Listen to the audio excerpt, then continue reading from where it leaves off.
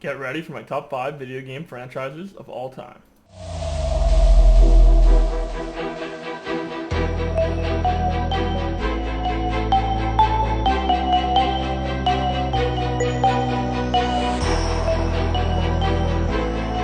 Alright, before we get into the top 5, just keep in mind that this is my opinion.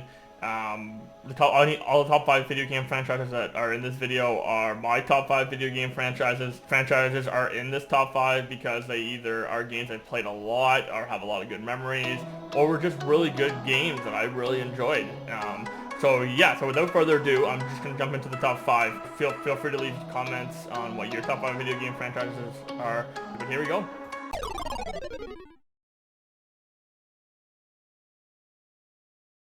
Alright, at number 5 we have the Call of Duty series.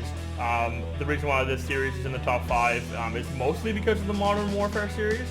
The Black Ops series was good. I enjoyed the Black Ops series, although I didn't play it as nearly as much as I did Modern Warfare. Modern Warfare 2 was literally my high school years. As soon as I got home from school, rushed down to play video games. And that game was Modern Warfare 2. I just talked to my friends at school, and next thing you know, we'd be talking over the Xbox Live and playing some Modern Warfare 2. I know at one time we only had one Xbox in the family, so me and my brother had to fight over who was going to play, but eventually we expanded over to 2. But yeah, the Modern Warfare series particularly is one of my favorite multiplayer social games in a very long time. Modern Warfare 3 was decent. I still had a lot of fun playing that, although Modern Warfare 2 to me is cream of the crop. Obviously the most recent COD that came out, Modern Warfare, and they added Warzone, which was a whole new experience, but again, I took a little break from COD when Black Ops came out, played a little bit of Ghost, etc, but the most recent one was Black Ops Cold War, but Modern Warfare was the one that got me probably back. I had a lot of late nights gaming with friends again. Felt like I was back in high school just having a good time. But yeah, Modern Warfare 2 with that ACR red Tiger camo, SMJ, oh man, what a game that was. And I really hope they remaster it, but the Call of Duty series is in this top 5 solely, I wouldn't say solely because of the Modern Warfare, but Modern Warfare 2 has definitely brought it up a lot, and I know it's not the best game in the series, but it's my favorite in the series. So yeah, so number 5 is the Call of Duty series, and I'm looking forward to see where they're going. They're on the right track here with Warzone continuing updating it, and it's just a lot of fun. But yeah, I look forward to see what's going on. Call of Duty number 5.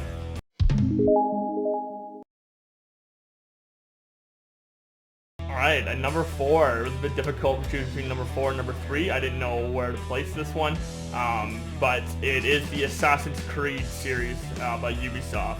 I am a huge history guy, a huge history buff, and although, some would argue those games don't represent history like they should, which I completely agree. I don't learn on it. Most of my history from Assassin's Creed, but it's just fun to go back in time and kind of just reimagine what things would look like back then if you lived, example, if you lived in Renaissance Italy during Assassin's Creed 2. Or if you lived, even the most recent one, Valhalla, where, the Viking Age. I love Vikings, so that's one of those top tier. So yeah, I just love the open, the old Assassin's Creed had a special place in my heart. It was more stealth involved, and it was more, how would I say, not as open world, not as RPG-ish.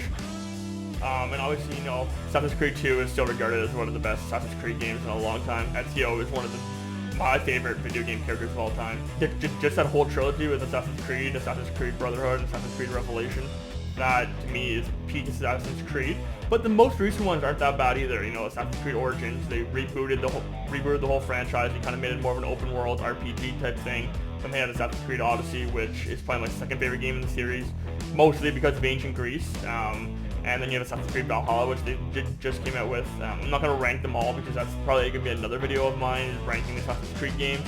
But yeah, Assassin's Creed is up there. I just like the history aspect and kind of immerse myself. If I were living back then, I know it sounds weird, but the modern day stuff, nah, that can stay out of Assassin's Creed. Ubisoft, if you're listening, which you probably aren't, but if someone is from Ubisoft and is listening, please do not make the modern aspect of Assassin's Creed the main focus. I just enjoy running around medieval England as a Viking and destroying a lot of things. But yeah, the mechanics have evolved throughout the time. You know, the first first Assassin's Creed was really good. It was different, but it was very repetitive. Then, you know, they kind of elaborated on that Assassin's Creed 2, then Assassin's Creed Brotherhood, and then Assassin's Creed Revelations, and then obviously they went to Assassin's Creed 3, then 4, then and so on and so on. But Assassin's Creed is definitely up there. I didn't know if I was gonna put it 3 or 4, but number 3 just won a little bit more of my heart. So you will see that in a couple seconds here. But Assassin's Creed franchise is number 4 on my list.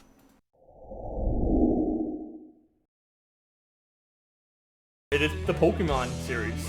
Pokemon is a game that I have played since I was just a wee little kid. You know, and I still remember having the Game Boy Advance and having link battles and have to trade my friends with the link cables, where instead of online you had to sit close to each other and plug into a cable into the Game Boy to trade. But Pokemon just keeps, it's just a very special place in my heart. You know, you could argue that it's obviously made for kids, which it probably is. The games are super easy, but there's just, that franchise just means a lot to me. It got me through a lot of hard times. You know, it was one of the reasons why I made some friends in high school. I remember the bus ride. Me and this one guy just played Pokemon the whole time, trying to get all the Reggies and all the legendaries and stuff. And you know, it was just fun to talk to people about that. And you know, I built a lot of friendships because of Pokemon, and it's still to this day one of my, every Pokemon game that comes out I will be getting, mostly main series games, just because I just love it. It's just an easy, fun game that kind of, you know, just brings happiness to me personally. Just the colorfuls and whatnot, the different colors and stuff. But yeah, Pokemon is number 3 on my list, and it'll probably stay there for a while. I don't think it'll ever get knocked out of my top 5. It's just a very special franchise, and one that I grew up with, and one that means a lot to me. Tough to say, but it's just kind of a game that makes me super happy. It's just a game that makes me feel good. It's a game that I know that I can play without getting too mad and upset. And it's just a game where, you know, if I'm having a really hard time, I will jump into a Pokemon game and just play it. So Pokemon is mostly in this top 3 because it just means a lot to me.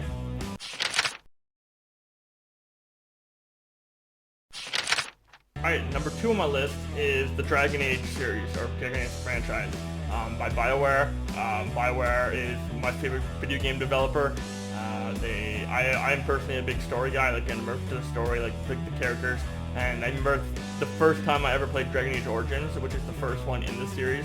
That was a special moment. That I was so hooked into that game. I don't think I slept for more than 4 hours a day because I just wanted to keep playing. Some of my favorite video game moments and memories are from playing Dragon Age Origins.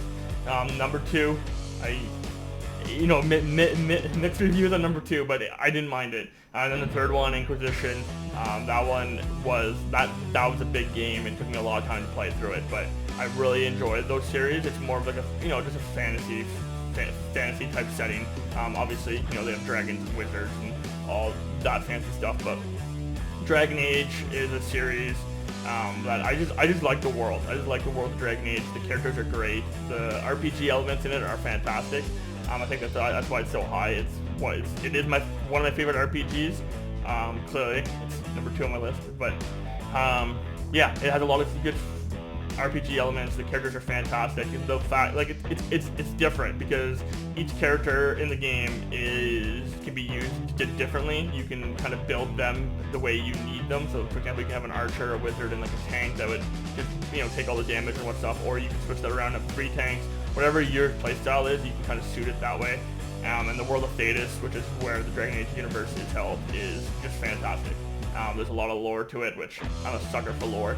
I don't read much, actually, but I actually bought a couple Dragon Age books and read it just because I was so invested into the lore. So that tells you how much they've done a good job, BioWare, to create that world and create that universe. And I'm super excited for number 4. I hope it comes out in 2021, but we shall see.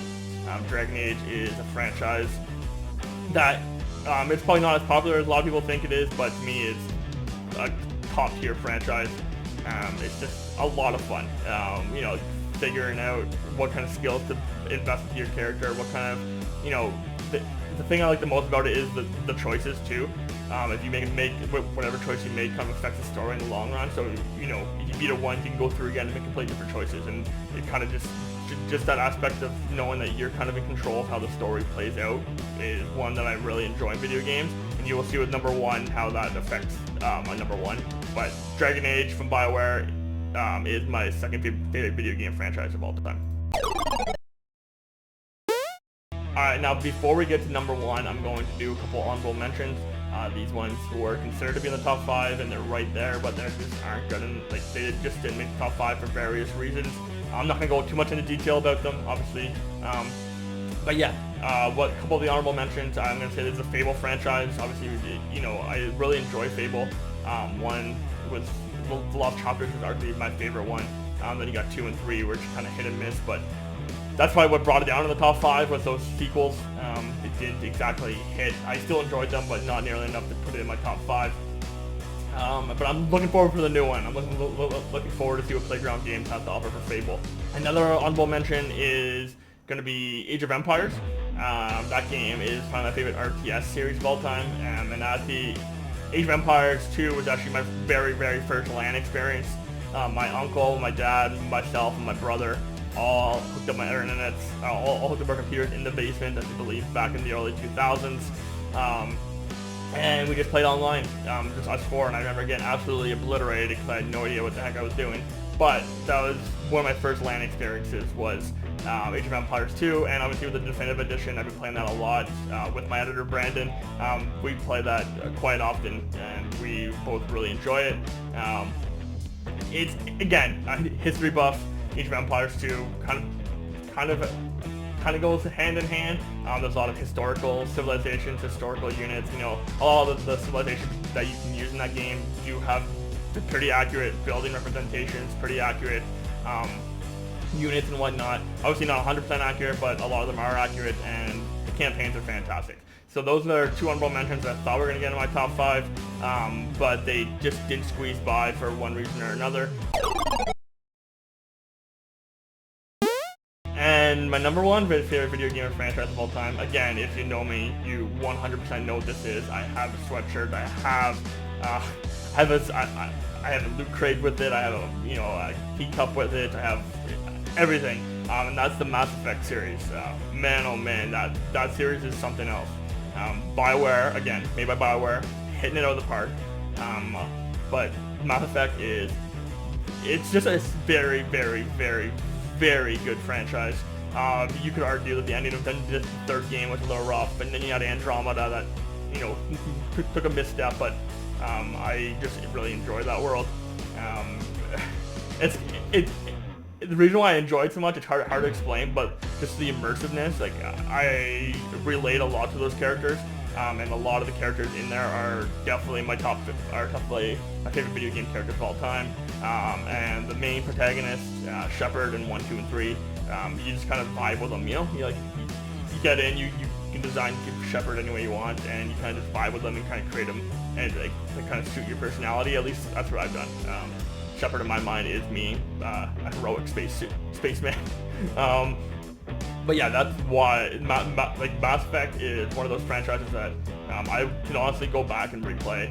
The Legendary Edition is coming out on May 14th, which is 1, 2, and 3 remastered with 4K graphics and whatnot, so I'm super excited about that, and you know I will be giving that game like 4, 5, 6 playthroughs even. That's how much, like, I think I played through the Mass Effect trilogy. Andromeda I think I played once or twice, but the original 3, Mass 1, 2, and 3 is, I played through that like 4 or 5 times already, so I kind of know how the story goes, but I never get bored of it. I can honestly play that, like, if there's one video game franchise that I could play for the rest of my life and not play anything else, it would be Mass Effect. Every time I play through it, there's something else I discover, something else I figure out. There's so many different ways of playing it. The options to choose between Paragon, which is being good, or Renegade, being evil. You know, like, people would be like, oh, well, being good is obvious, but there's some Renegade choices in there that you're like, I need to take this to kind of, you know, like, try to save the world. And essentially, there's an alien invasion in the Milky Way galaxy, and you need to save the world. The story writing, the characters, the world, the lore, the quests. Man, I can just keep going about this game forever. again, I will probably be doing another video on Mass Effect, multiple, especially with the Legendary Edition coming out. I will be ramping up my videos on that as that comes closer. But Mass Effect is definitely number one. There's not even a contest. For a while there, Dragon Age was maybe there, but that's because I was currently playing through when I thought that. But after I finished all the Dragon Age games, no, Mass Effect by a landslide. Nothing will ever pass Mass Effect as my favorite game franchise. Just, you know, the first time I actually started with Mass Effect 2, going through Mass Effect 2 for the first time. I didn't. Then I went back to 1 and then played through 3. So it was a little weird how I played through it, but then number 2 sucked me right in. I don't remember enjoying a video game, going through as much, and that's one of those games that I wish I could go through for the first time again.